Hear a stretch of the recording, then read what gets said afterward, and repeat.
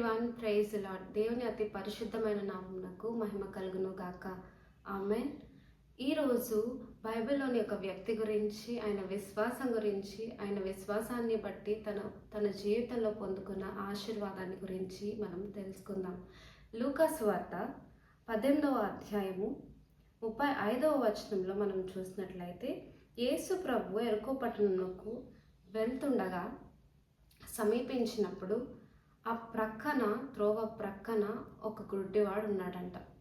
ఎప్పుడైనా మనము గమనించినట్లయితే బైబిల్లో యేసు ప్రభు ఎక్కడైతే లేమి, కొరత, ఎక్కడైతే అనారోగ్యము, ఈ బాధలు, వేదనలు ఉన్నాయో యేసు ప్రభు అక్కడికే రావటం జరిగింది. ఎక్కడైతే లోటు, కానా విందు మొదటి అద్భుతం నుండి కూడా చివరి వరకు లోటు ఉన్న చోటే యేసు ప్రభు ఉండడము మనం చూసాం. అలాగే ఈ యొక్క యెరికో పట్టణంకు కూడా గ్రుడ్డివాడి దగ్గరికి వచ్చినప్పుడు గ్రుడ్డివాడి జీవితంలో తనకి ఉన్న లోటు ఒక్క గ్రుడ్డితనమే కాదు, కానీ తన జీవితంలో సంతోషమే లేదు. తన జీవితంలో తనకంటూ ఒక ప్రేమ కలిగి మాట్లాడే వ్యక్తులు లేరు. అందరూ తృణీకరిస్తూ, అందరూ చీదరించుకుంటూ ఉన్నవారే మనం చూసాం. అలాగే ఆ గ్రుడ్డివాడు ఎన్ని సంవత్సరాలని అక్కడ లేదు, బట్ స్టిల్ తను బాధపడుతూ, తన వేదన పడుతూ, తను తృణీకరింపబడి అక్కడే ఉన్నాడు. అయితే అక్కడ చూసినట్లయితే జనసమూహము దాటిపోవచ్చినట్లు వాడు చప్పుడు విని ఇది ఏమని అడగగా, ఆ జనసమూహము చప్పుడు విన్నాడంట. చప్పుడు వినగానే వెంటనే ఆ జనసమూహంలో వారిని అడిగాడు, ఏంటిది అని అడిగినప్పుడు వారు చెప్తున్నారు, నజరేయుడైన యేసు ఈ మార్గము గుండా వెళ్తున్నారని. వెంటనే దావీదు కుమారుడా నన్ను కరుణించు అని అడిగాడు. అంత క్లియర్గా, అంత క్లారిటీగా నేమ్ మెన్షన్ చేసి మరి పిలిచాడు. ఏదో ఎప్పటి నుండి తెలిసిన వ్యక్తిలాగా, లేదా చాలాసార్లు విన్న వ్యక్తిలాగా పిలవడం జరిగింది. అయితే నిజానికి ఈ యొక్క గుడ్డివాడు ఎన్నో సంవత్సరాల నుండి, అంటే 3 సంవత్సరాలలో యేసు ప్రభు ఇలా స్వస్థపరుస్తున్నారని, చనిపోయిన వారిని లేవనెత్తుతున్నారని, అలానే ఇంకా అద్భుత కార్యాలు, ఆశ్చర్యకాలు జరిగిస్తున్నాడని గుడ్డివాడు విన్నాడు. వినుట వలన విశ్వాసము, ఈ గుడ్డివానిలో విశ్వాసం కలిగింది. యేసు ప్రభువు నా దగ్గరకు కూడా వస్తారు, నన్ను కూడా స్వస్థపరుస్తారని వేచిన్నాడు. వేచిన విధంగానే యేసు ప్రభు వచ్చారు. ఆశగల ప్రాణాన్ని తృప్తిపరిచేది మన దేవుడు మాత్రమే. తన ఆశ ఆ రోజు తీర్చబడింది. చూసినట్లయితే యేసు ఈ మార్గమును వెళ్ళుచున్నాడని వారితో చెప్పిరి. అప్పుడు వాడు, యేసు దావీదు కుమారుడా నన్ను కరుణించమని కేకలు వేయగా, ఊరకుండుమని ముందర నడుచుచుండిన వారు వారిని గద్దించిరి. ముందర నడుచున్న వారు అంటే యేసయ్యతో నడుచున్న వారు ఈయన అంటున్నారు ఊరకుండమని గద్దించారంట. అంటే బెదిరించినట్టు, గట్టిగా నోరు మూసుకో అన్నట్టు ఈ యొక్క గ్రుడ్డివాడిని అంటున్నాడు. గ్రుడ్డివాడిని ఇన్సల్ట్ చేశారు అక్కడ. బట్ స్టిల్ అక్కడ గ్రుడ్డివాడు ఊరుకోలేదు, మరి బిగ్గరగా కేకలు వేసెను అని వ్రాయబడి ఉంది. నిజానికి మన జీవితంలో కొన్నిసార్లు సిగ్గుపడి యేసుని ఆరాధించడంలోనే కానివ్వండి, ప్రార్థన చేయడంలోనే కానివ్వండి, సిగ్గుపడతాం. వారిని చూసి వీరిని చూసి సిగ్గుపడి మనము గట్టిగా మాట్లాడడం, గట్టిగా ఆరాధించము. నిజానికి ఒకవేళ ఈ గ్రుడ్డివాడు అలా సిగ్గుపడి ఆ ఇన్సల్ట్ అయ్యాను కదా అని చెప్పి సిగ్గుపడి ఉండుంటే తన జీవితంలో ఆశీర్వాదం పొందుకుని ఉండేవాడు కాదు. తను సిగ్గుపడలేదు, మరి బిగ్గరగా కేకలు వేసాను. తన గోల్ ఒక్కటే, తన ఫోకస్ అంతా యేసయ్య మీదనే ఉంది. తన గోల్ ఈరోజు నేను ఆశీర్వాదం పొందుకోవాలి అనే తన గోల్. తను అదే చేస్తున్నాడు అక్కడ. మరి బిగ్గరగా కేకలు వేసాను అని రాయబడి ఉంది. వెంటనే యేసు ప్రభు నిలిచాడంట. ఆ కేక వినగానే యేసు ప్రభు అక్కడికక్కడే ఆగారు. నిజానికి మన జీవితంలో కూడా మన ప్రార్థన విన్నప్పుడు యేసయ్య ఆగుతున్నారా? యేసయ్య వింటున్నారా? ఒక్కసారి చేసి, 2 సార్లు చేసి, 3వసారి విసిగిపోయి ఇంకా నా ప్రార్థన వినబడదు, నేను అడిగింది నాకు దొరకదు అని చాలాసార్లు ఆగిపోతూ ఉంటాం. కానీ ఆగిపోతే మన ఆశీర్వాదాలు మన దగ్గరికి రావు. ఎంత ఆలస్యమైనప్పటికీ మన ప్రార్థన కొనసాగించినట్లయితే మనకు ఆశీర్వాదాలు ఖచ్చితంగా దొరుకుతాయి. అదే ఈ గ్రుడ్డివాడు చేస్తున్నాడు. 2వసారి అరిచినప్పుడు, మరి బిగ్గరగా ఆసక్తితో, విశ్వాసంతో అరిచినప్పుడు తన జీవితంలో యేసు ప్రభు గొప్ప కార్యం చేస్తున్నారు. ఆ యేసు ప్రభువే ఆగిపోయి నిలిచిన్నారు. అయితే అక్కడ యేసు ప్రభు దగ్గరికి తీసుకుని రమ్మని ఏ మనుష్యులైతే ఇన్సల్ట్ చేసి ఊరుకొండుము అని గద్దించారో అదే మనుషులతో యేసు ప్రభు అంటున్నారు, ఆయనని నా దగ్గరికి తీసుకుని రండి. శత్రుల ఎదుట భోజనమును సిద్ధపరిచే దేవుడు మన దేవుడు. అదే అక్కడ జరిగింది.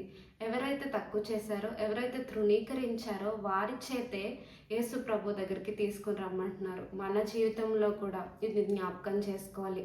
ఎవరైతే మనల్ని తక్కువ చేస్తున్నారో, ఎవరైతే మనల్ని తృణీకరిస్తున్నారో దేవుడు వారి ముందే మనకి భోజనమును, వారి ముందే మనకి ఘనతను ఇస్తారు. నిజానికి ఒక సెలబ్రిటీని లేకపోతే ఒక పొలిటీషియను జన సమూహంలో మిమ్మల్ని పిలిచి, మీ పేరు పెట్టి పిలిచి లేదా మిమ్మల్ని పిలిస్తే వారి దగ్గరికి మీకు ఎంత ప్రౌడ్గా, ఎంత హ్యాపీగా ఉంటుంది. అంతమంది ముందు నన్ను పిలిచారు, ఎంత గ్రేట్ లాగా ఫీల్ అవుతాము. ఇది ఇక్కడ అదే జరిగింది. యేసు ప్రభు గ్రుడ్డివాడిని ఎవరైతే ఇన్సల్ట్ చేశారో వారి చేతి తీసుకునేలాగా దేవుడు చేశాడు.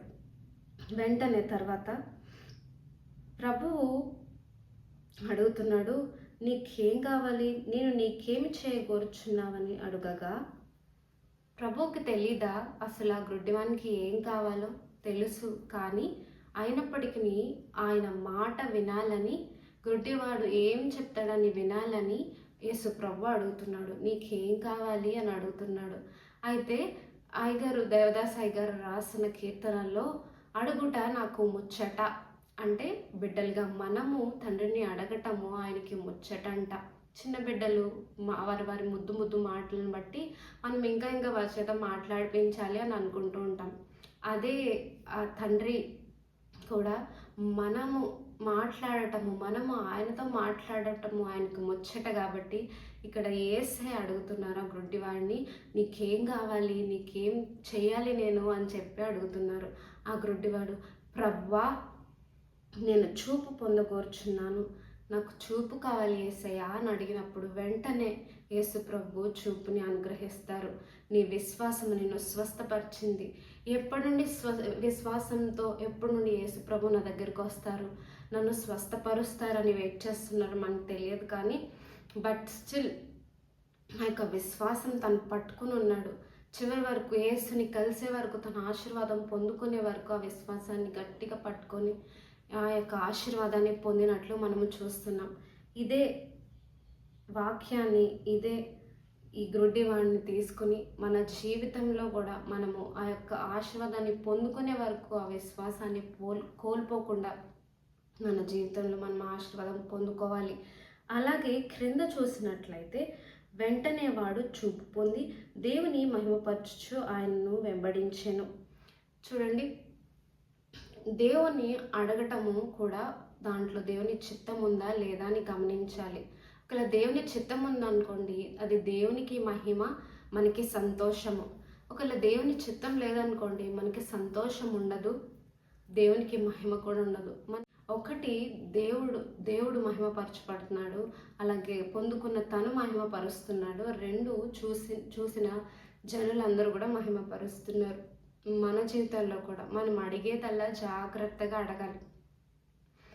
ఇంకా ఏది పడితే అది, లేకపోతే దేవుని చిత్తం కానివి అడిగితే ఒకటి మనము దాని ద్వారా బాధపడతాము, మన బాధ ద్వారా దేవునికి మహిమ కలగదు. దేవుని చిత్తంలో ఎప్పుడైతే అడుగుతామో మనకి సంతోషము, దేవునికి మహిమ. అలానే మనము మహిమపరుస్తున్నట్లుగానే చూసిన జనులందరూ కూడా మహిమపరుస్తారు. ఇక్కడ ఈ గ్రుడ్డివాని జీవితంలో అలానే జరిగింది. వాడు మహిమపరిచాడు, అలానే తనతో ఉన్న జనులందరూ కూడా దేవుని మహిమపరుస్తున్నారు. అదే జీవితము మనము కూడా కలిగి ఉండాలి. ఎలా అయితే గ్రుడ్డివాడు తను అనుకున్నది ఎలా అయితే పొందుకున్నాడో, మనము కూడా మన జీవితంలో మనం అనుకున్నది, దేవుని చిత్తంలో ఉన్నది మనము పొందుకోవాలి. అట్టి ఆశీర్వాదము, అట్టి కృప దేవుడు మనందరికీ అనుగ్రహించును గాక. ఆమేన్. God bless you all. మన్నాత.